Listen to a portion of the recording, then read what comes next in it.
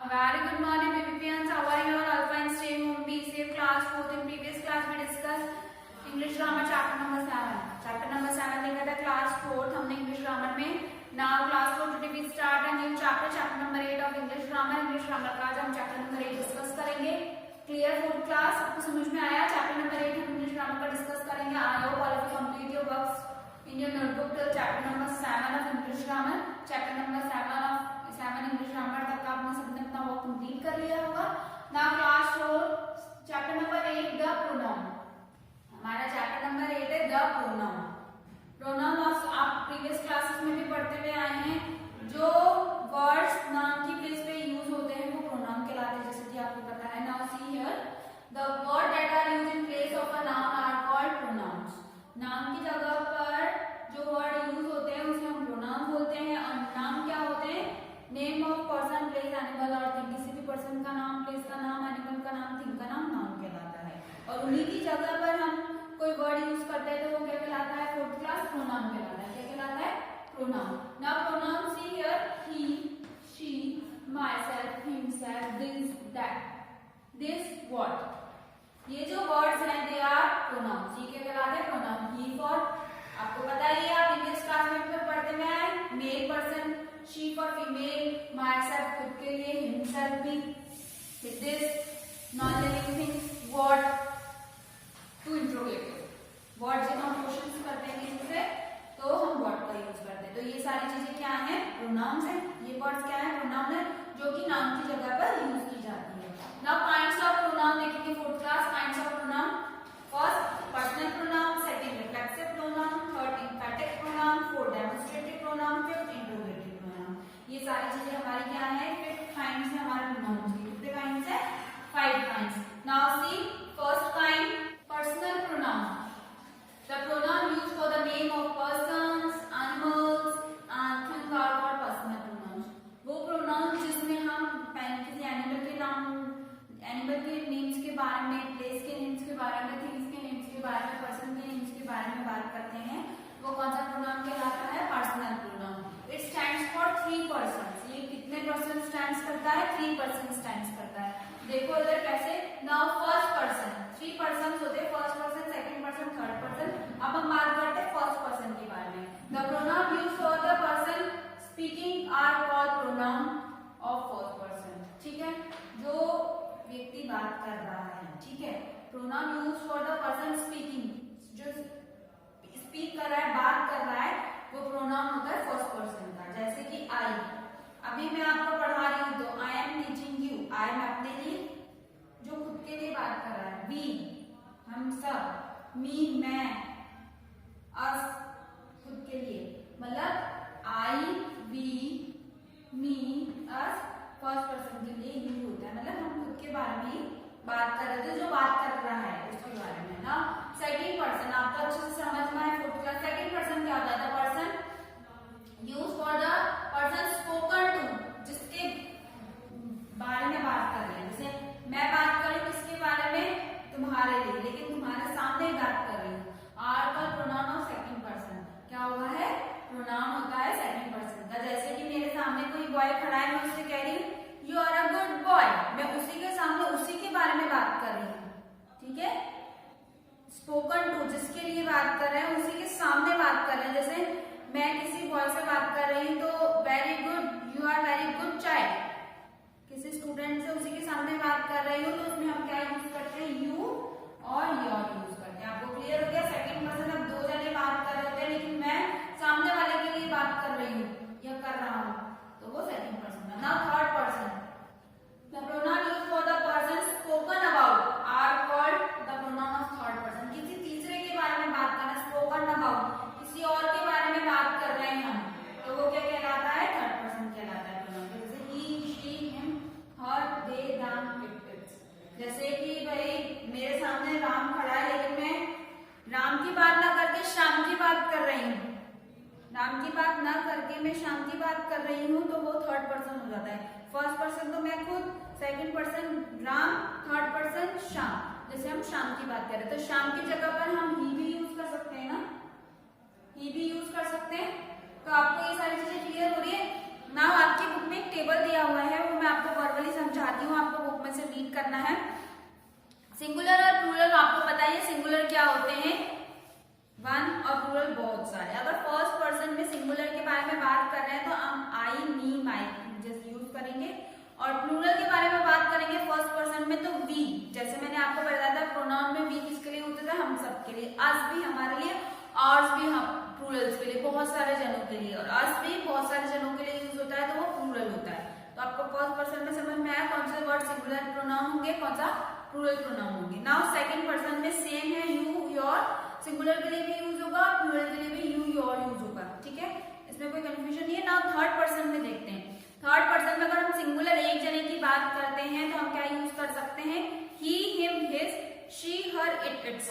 अब जैसे कि मैंने बताया था, he, she, him, her, it, its, ये किसके लिए यूज करेंगे हम, सिंगुलर के लिए। और प्लूरल्स के लिए क्या यूज करेंगे, दे, देम, देयर। प्लूरल के लिए हम लोग क्या यूज करेंगे, दे और दाम हम प्लूरल के लिए यूज करेंगे। सो आपको पेज नंबर 627 में जो टेबल दिया हुआ है पर्सनल प्रोनाउन का, वो आपको रीड भी करना है, समझना भी और लर्न भी करना है।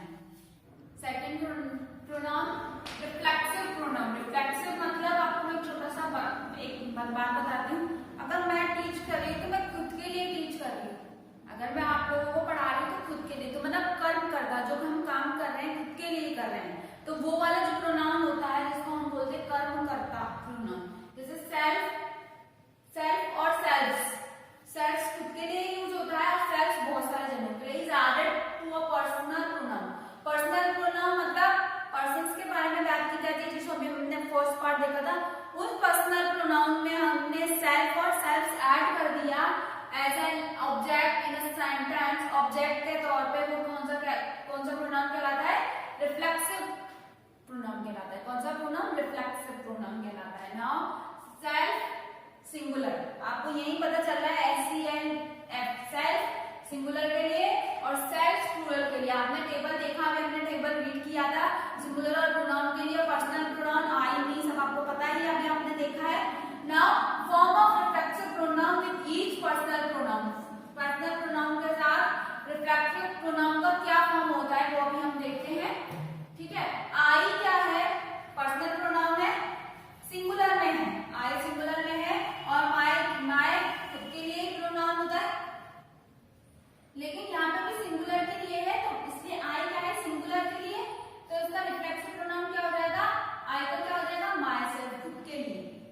वी प्लूरल के लिए यूज होता है, तो वी का क्या रिफ्लेक्सिव प्रोनाउन हो जाएगा, आर सेल्फ, वी का आर। आई का भी मतलब खुद के लिए, माय का भी मतलब खुद के लिए, उसके साथ में हमने सेल्फ जोड़ दिया, क्या बनाने के लिए, रिफ्लेक्सिव प्रोनाउन बनाने के लिए। वी है, वी का सिंगुलर पार्ट क्या होता है, प्लूरल पार्ट क्या होता है, आर भी खुद के लिए यूज होता है और सेल्फ प्लूरल हो जाता है। यू देखा था हमने सेकंड पर्सन में यू देखा था, सेम सिंगुलर के लिए भी यू यूज होता है, प्लूरल के लिए भी यू यूज होता है। तो सिंगुलर के लिए यू, योरसेल्फ, प्लूरल के लिए यू, योरसेल्व्स। स्पेलिंग देखनी है आपको, ठीक है। SELF सेल्फ सिंगुलर के लिए यूज होता है, सेल्फ प्लूरल के लिए यूज होता है। अब देखते हैं पर्सनल प्रोनाउन ही है, तो उसका रिफ्लेक्सिव प्रोनाउन क्या हो जाएगा, हिमसेल्फ, क्योंकि ही क्या है, सिंगुलर। सेम शी है, सिंगुलर, इसका रिफ्लेक्सिव प्रोनाउन क्या हो जाएगा, हरसेल्फ, ठीक है। दे क्या है, प्लूरल है, तो उसका रिफ्लेक्सिव प्रोनाउन क्या हो जाएगा, देमसेल्व्स हो जाएगा। क्लियर हो रहा है। इट थिंक का है, तो इट का नॉर्मल सिंगुलर में ही आता है ये, तो हम इसको क्या यूज करेंगे, इटसेल्फ यूज करेंगे। क्या यूज करेंगे, इटसेल्फ। इसमें हम सिंगुलर वाला SELF ऐड करके रिफ्लेक्सिव प्रोनाउन बना देंगे। तो आपको ये क्लियर हो गया। एग्जांपल से मैं आपको और अच्छे से समझाती हूँ। एग्जांपल है ही हर्ट हिमसेल्फ। ही मतलब बॉय, और ही का हमने अभी देखा था कि हिमसेल्फ होता है, उसने खुद को नुकसान पहुंचाया, उसने खुद ने किया और खुद को नुकसान पहुंचाया, तो ही हर्ट हिमसेल्फ। रिफ्लेक्सिव प्रोनाउन हो रहा है ना, खुद का नुकसान खुद ही पहुंचा रहा है। We dress ourselves. वी मतलब प्लूरल है, वी खुद के लिए, बहुत सारे जनों के लिए, और सेल्फ भी क्या है, खुद बहुत सारे जनों के लिए है। तो आपको कंफ्यूज नहीं होना है, ठीक है। क्लियर हो गया आपका रिफ्लेक्सिव प्रोनाउन